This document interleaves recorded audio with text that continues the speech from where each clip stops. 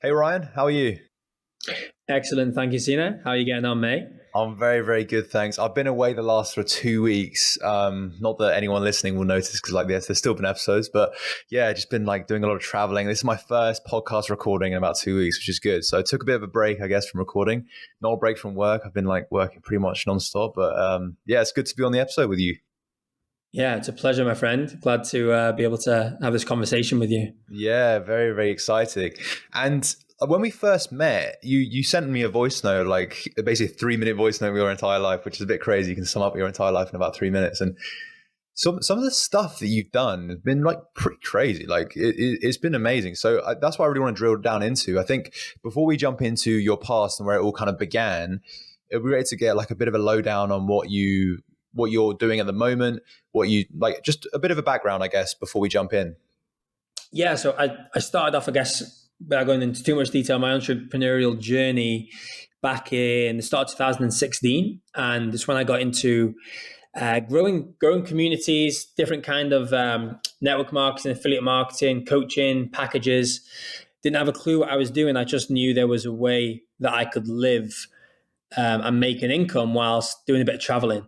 I didn't expect it to blow up the way it did. I only wanted to like get by on a budget that could allow me to live in Southeast Asia, but things completely took off after a while. And the skill set I learned setting up in the early days really allowed me to step into what I'm doing now. So I have a learning and well-being engagement platform in the corporate space. So essentially taking gamified e-learning and rewards to a space that drastically needs the level of consciousness rising a little bit in there. So I see it as like, just getting into the corporate space and trying to make that place a little bit lighter for everyone involved there.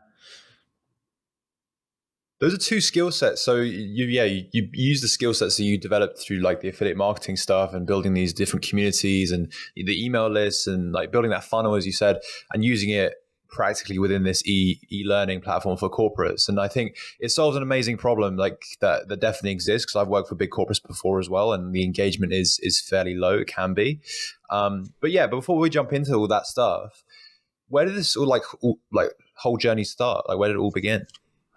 Yeah, so I graduated university in 2015. And between actually finishing university, then, when everyone throws their cap and parents are crying and blah, blah, blah, blah, blah, I went for a month of hitchhiking through Europe with a friend. We started off, we had a flight from Manchester to Amsterdam, and we had a boat from the south of Italy to the south of Croatia. And that's all we had. And we had a month to go from Amsterdam to Croatia. And the incredible experiences I had during that month, like we ended up in a festival in the north of Croatia called Hideout Festival, ended up partying for 6 days there. And it was such an amazing month of having zero plans, seeing where the flow of life would take me, and having so much trust in people, doing couch surfing, hitchhiking, creating all the best stories of my life during this month pretty much. And I've done some stuff like this before, but not to this level and for this amount of time. I ended up coming back to the UK because I promised my mum I would graduate.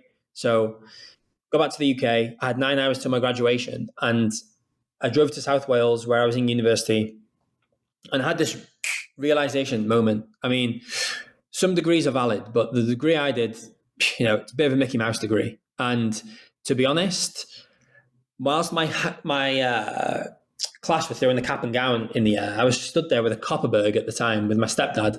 He's like, Ryan, your class are throwing the cap and gown. I was like, I'm throwing the cap. I was like, yeah, but I'm checking out of this. I can't do this life. I can't scratch around for someone like a partner to try and share a mortgage with, to get the car on finance. And I got a 2-2 in university, so I didn't even qualify to be put at the bottom of the pile to get a job I don't really want. And this was my realization. So I kind of saw the matrix in this moment. And that sets me off. So I sold all my stuff, sold my car, sold all my other belongings, took a one-way flight to Bangkok and thought, what can I do here? Did an English teaching course, then took a bike around Vietnam and some of Southeast Asia for a few months. And then, once I was teaching, I was doing some modeling over there as well for a couple of years. But I quickly realized after a couple of months of teaching that basically I'm in a warmer country. and I'm still working for someone else. Yeah, I'm in a new country, a new climate, but I'm still trapped. And until I met this guy in a bus who started affiliate marketing and like growing different sales funnels and processes online and selling products at the end of it, that was when I was like, wait a minute, so working online isn't a scam. There's actually ways you can genuinely do it.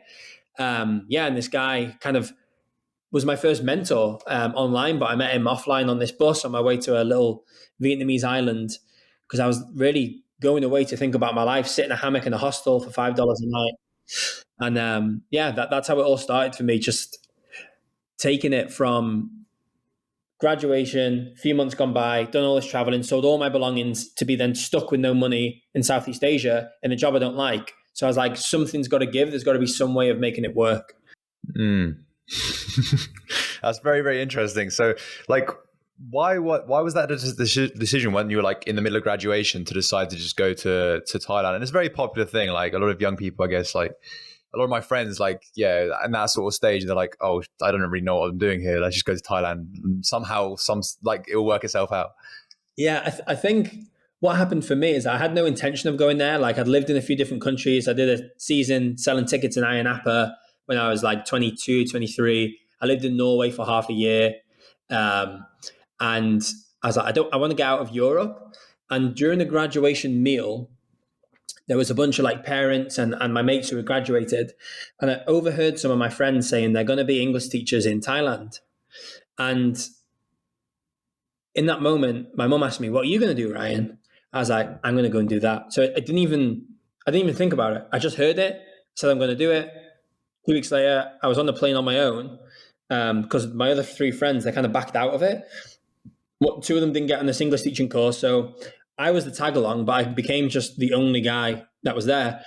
But I ended up living in Vietnam because, yeah, it was a bit more rogue, a bit more free, a bit less structure again. So it really, I think in that structureless place abroad, when you're in a completely different country, you can actually form your own thoughts and like new patterns because you don't have any predetermined patterns and habits and thought loops that you have in your own country. So I really like that. What was like one of the things that I guess, because you mentioned the word matrix, and I do understand where that comes from. I do sometimes think about that as well. But what was like one of the, I don't want to go too deep into this because there's so many other things I want to talk about. But I guess what were the biggest preconceived thought that was kind of like demolished when you moved there?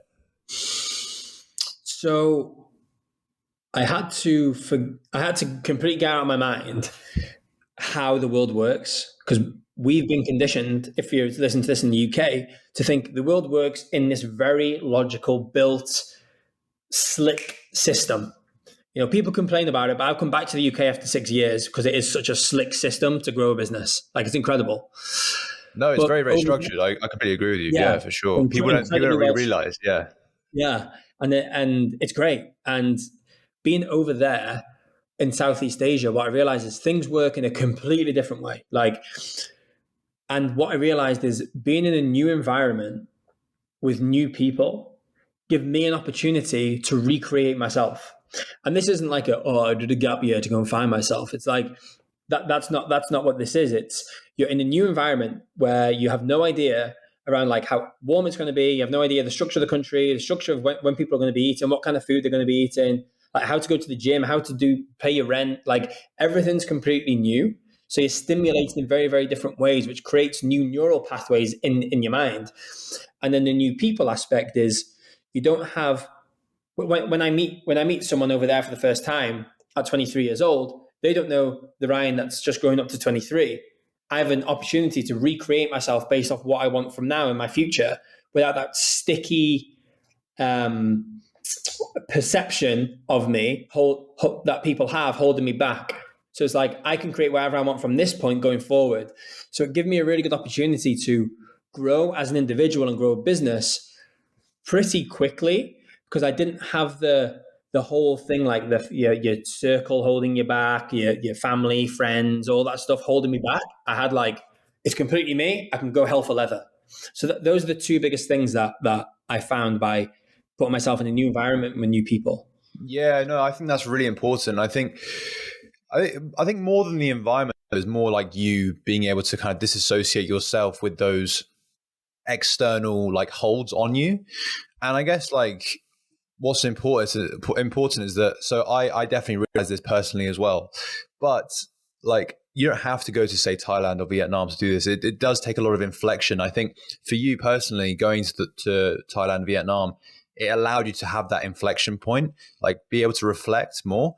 I think like, yeah, it's one of these pivot points that everyone has to kind of do, because whether you live here or like wherever, when you're in the system, you do kind of think about like, you do get held back by external things, and you do get sort of like pulled into these different things. But yeah, I definitely agree with you. Like if being in that new environment definitely does accelerate that level of growth for sure. Tell me, what was the next step? So you started to do the affiliate marketing stuff. Like what was the first step in that journey? Like, so you spoke to that guy on the bus. What was the next step after that? Yeah, so I spoke to this guy on the bus, Nate, and a couple of weeks later, I met him we actually went for an Indian, and I was like, this whole working online thing, like, and it was 2016 at the time, so it wasn't like so hot like it is now. I was like, I'm sure like it's not real, but this guy seems so legitimate. He'd had 19 years of entrepreneurial experience looking for the ticket that's actually going to create some freedom for him. So my thought process was, I can cut my learning curve by 19 years if I just do what this guy's doing and listen to him. So I started learning I started learning the concept of having a product that you can sell anywhere in the world or promote anywhere in the world. And then realizing, okay, so from this, I need to build a sales funnel. And I'd had some experience in sales before. So I used to sell kitchens and bathrooms in Homebase, would sell tickets on the beach and in hotels in Ayia Napa. So I knew sales processes, but I didn't understand the internet. I actually got a U in computers, unclassified for everyone outside the UK, which means awful. So I didn't really have like an unfair advantage in that sense. I'm not a very techy guy, but understanding the concepts of how sales funnels can run, how to then drive traffic from, at the time it was just Facebook. It was the Wild West days of running ads on Facebook, some like pay-per-click stuff as well, and then bringing people into this sales funnel, this sales process, until people started then buying a product. And I'd make webinars. It probably took about 6 to 12 months to get the thing really dialed in. But I was on my own watch. I was on my own time. I had, the teaching that was giving me some income, modeling was giving me some income, but I was determined to learn how to sell products without me touching them and for me just using my laptop. That was the goal. And if I could sell one, then I knew I could recreate that process and start selling more. For someone like listening, affiliate marketing and these sort of things, like they're one of these things. It's like we have to be like pretty careful, because there's so much toxic information out there when it comes to this sort of stuff, because it's seen as one of these like get rich quick sort of things that anyone can do. But I guess your experience, what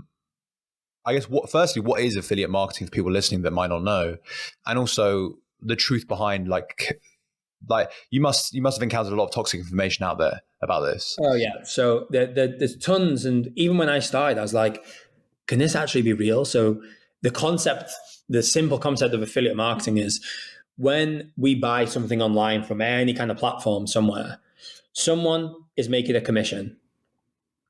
Now, when you go to a shop, so say you go into JD and you go and get yourself some Nikes. You've probably seen a billboard with Nike and you've seen some famous person wearing a pair of Nikes, and then you subconsciously see that, then you go into JD and you bought a pair of Nikes. So Nike have paid so many middlemen. They paid the athlete, they've paid for the photo shoot day, they've paid so much money for you to see those pair of Nikes. Now, affiliate marketing is a similar concept, but they pay the person who's shown that product to the customer instead.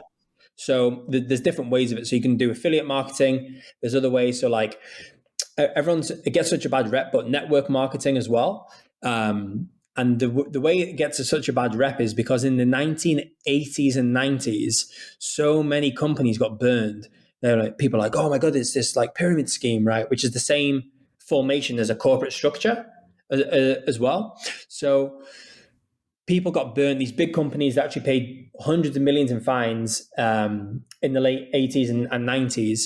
And family members who got involved in this stuff back then, their preconceived ideas around these industries, then they pass it on to their kids. So when their kids come with an opportunity, what are you going to do? You're going to go and tell your parents, Mum, Dad, I've got the ticket to free you out your jobs, right? This is what I'm going to do. I'm so excited. I don't want to go to university anymore. I want to start a business. And they're like, no, that's a scam.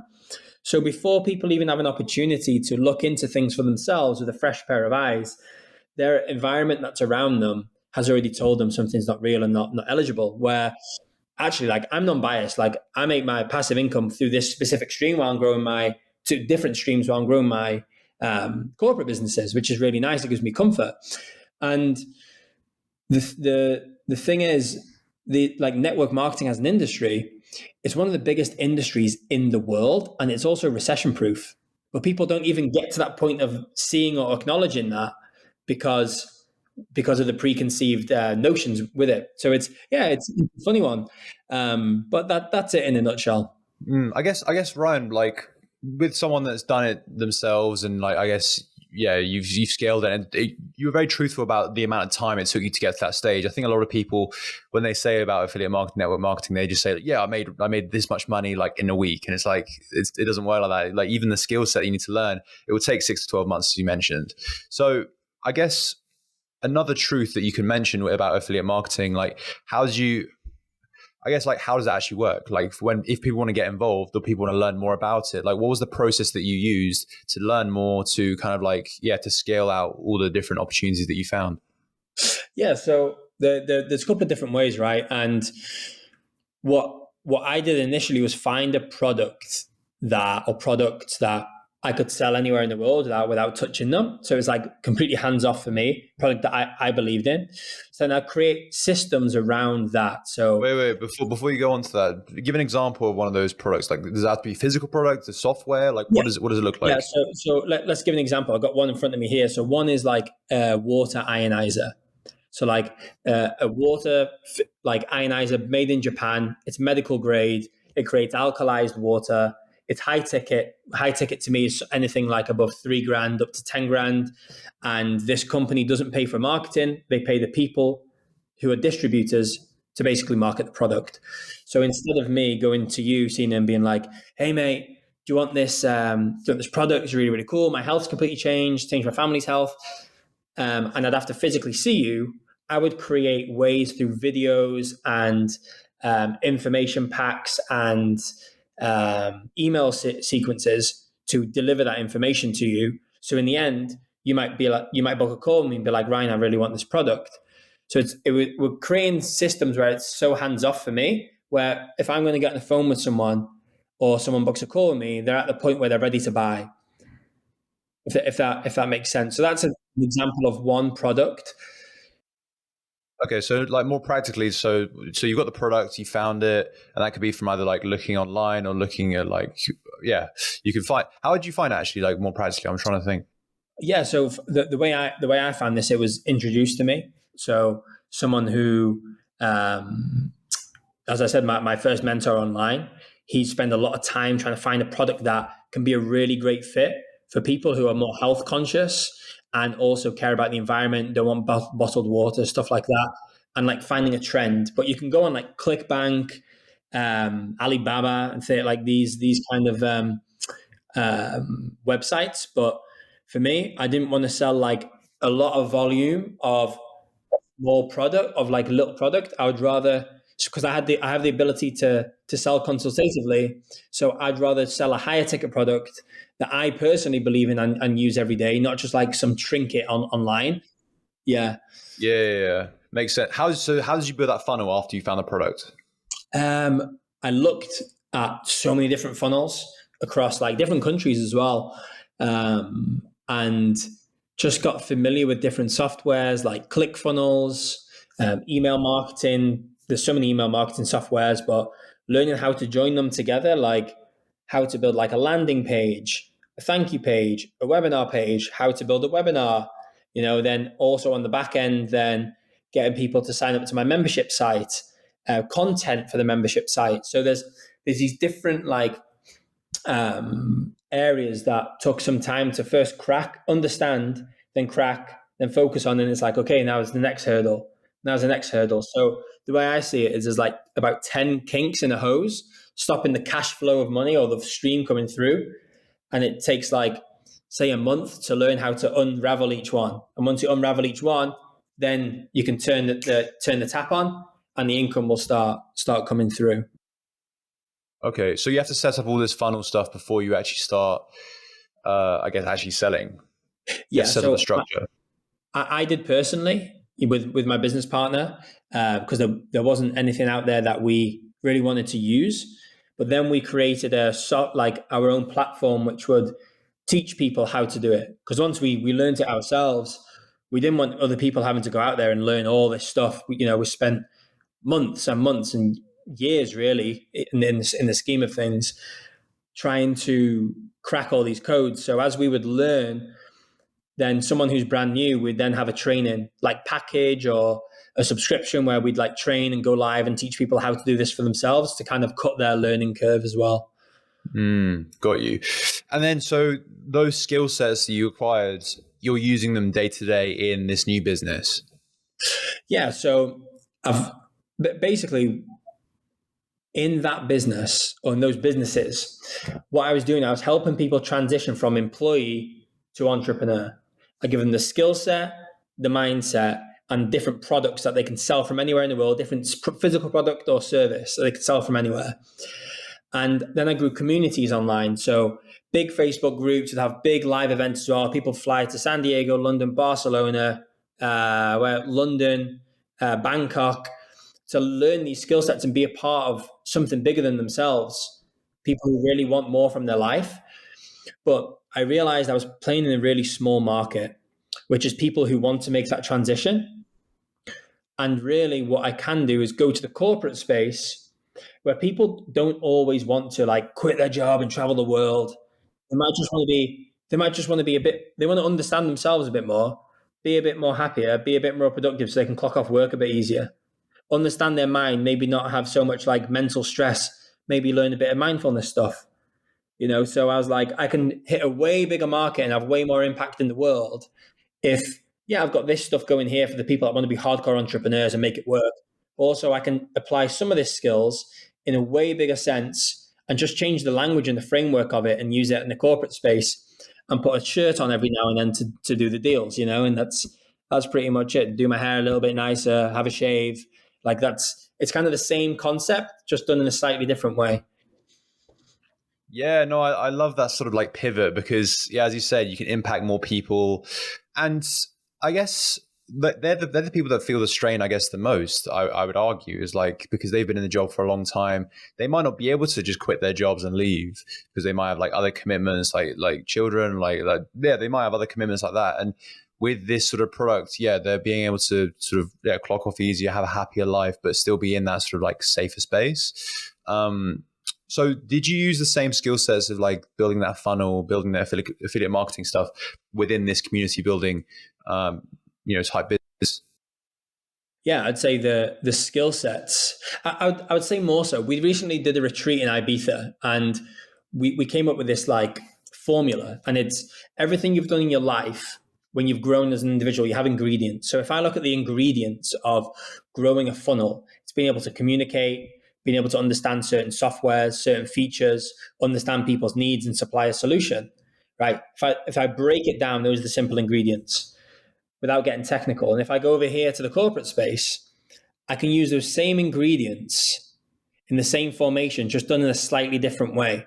So that's what I would invite people to do. Look at the ingredients of what you've done in your life so far and how you've gotten to the position you're in. And there's certain things that you've done that you've applied in yourself that's got you in that position. And you can apply the same things and to take the next step in a bigger industry, a bigger pond, a bigger pool of money where something else is available. So it's understanding yourself, reflecting, slowing down, and then being like, how can I make that transition? It took me a year to make that transition. But once I understood what I'd done in the past and how that can be relevant for this other place, bingo, that's where the magic happens. So how do you sell to businesses now? Because I guess it's a completely different landscape doing B2B. It is. So in a similar way, so being very, very disruptive on LinkedIn, and speaking my mind about how the scope of the current working world, the landscape of it, and calling out things I don't like that happen to people on a day-to-day basis in the workspace, not having their mental health looked after, not understanding what their well-being needs are, shouting about that, and then having a sales process in the back end for once I shout about this stuff and speak my mind, then people will come through. And then we've got a lot of big clients as testing partners for our platform right now, because they know we can't get help from people from the corporate space because it's trying to fix a problem with the same people that caused the problem in the first place. We need new, fresher people who have an ability to have this solution. So that's pretty much what I do. But it's the same stuff applied, the same ingredients applied from one industry to another. That is amazing. And we have to wrap up the podcast there because we've hit the time limit. But I would love to sort of like find out more about like where you guys are going, and I guess loads of other people would want to too. So how can people stay in touch with you and what you're doing? Because I'm sure they want to find out. On all social channels. So on LinkedIn, my name is Ryan Felix. On Instagram, it's Ryan L. Felix.